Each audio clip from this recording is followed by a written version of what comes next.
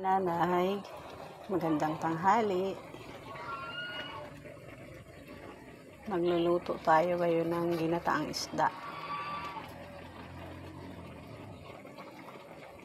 Pero mamaya na ang gata. Niluluto ko muna siya sa timpla tapos sa suka. Pagluto na, saka ko lalagay yung kakang gata. Sinukaan ko kasi parang masungla pag walang lasang suka, walang lasang asim.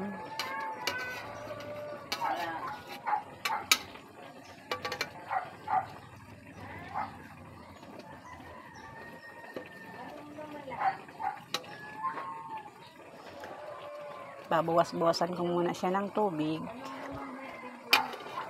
Pag saka ko lalagay yung gata. Marami pa siyang sabaw.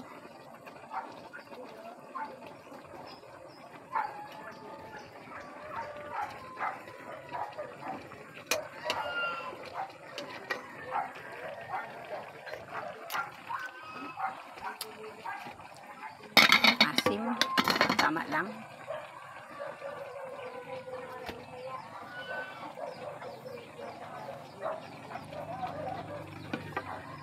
Ito yung kakang gata.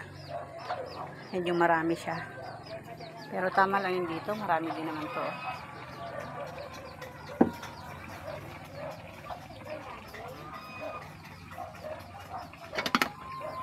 Meron na tayong sinaing. Panong-pano yung malaking kaldero. Oh. Parang laging pesta dito sa amin.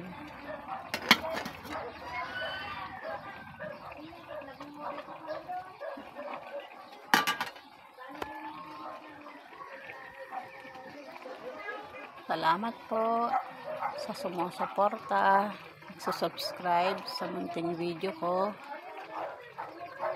sa munting video ni Kananay.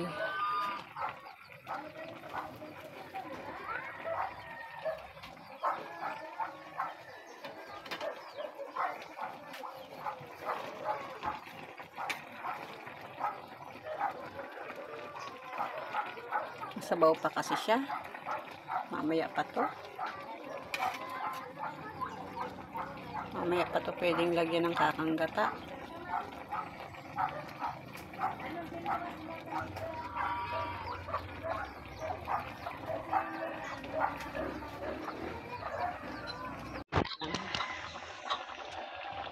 Ayan po mga kananay, nilagay ko na yung gata. Yung kakang gata. Kukulaan ko lang tong siguro mga 2 minutes. Okay man na ito. Ahunin ko na siya. Mausok. Palibasa sa kahoy ako nagluluto kasi masarap pag sa kahoy kaya. Mga 2 minutes pa itong pakulo.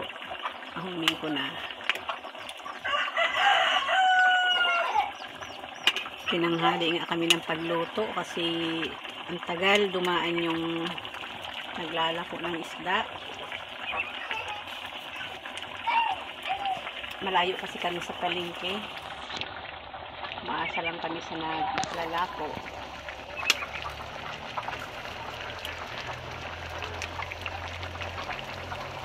Ang lakas ng apoy.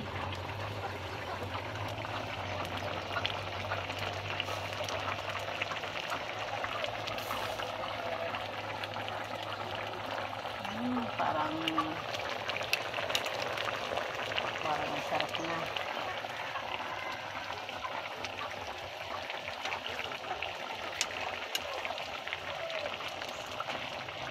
Baliktad ko yung kabila para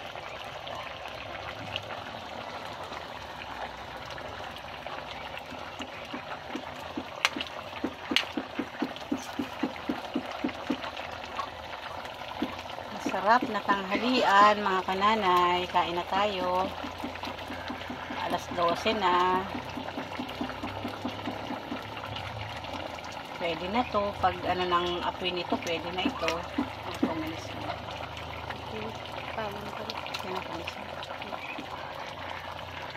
Maraming salamat po sa panunood. Sana po i-subscribe nyo ang munting channel ko. Sama-sama tayong manood, magluto. Salamat po.